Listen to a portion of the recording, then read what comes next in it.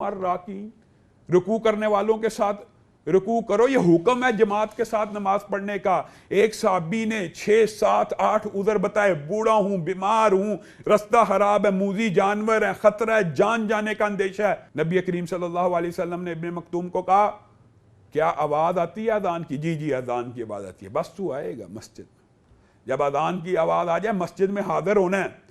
اور نماز جو باجماعت کی فرضیت کے حوالے سے آپ ایک بات ذرا نوٹ کریں.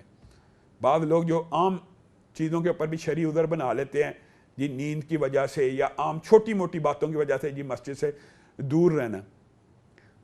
جو صلاۃ خوف ہے وہ باجماعت ادا ہوتی ہے، حالت جنگ میں ادا ہوتی ہے، جان کا خطرہ ہوتا ہے، دشمن کی تلواریں ہوتی ہیں، دشمن کی گنیں ہوتی ہیں، ان کے سائے کے نیچے بھی اللہ رب العزت کس چیز کا حکم دے رہا ہے. قرآن پاک میں صلاۃ خوف کا پورا ذکر موجود ہے کہ کس طرح ادا کرنی ہے. صلاۃ میں تخفیف ہوگی لیکن پڑھنی جماعت کے ساتھ ہے. تو معزز سامعین گرامی قدر، پہلی صف میں آنے والا جو شخص باجماعت نماز کے لیے حاضر ہوتا ہے اس کے اوپر اللہ اور اس کے فرشتے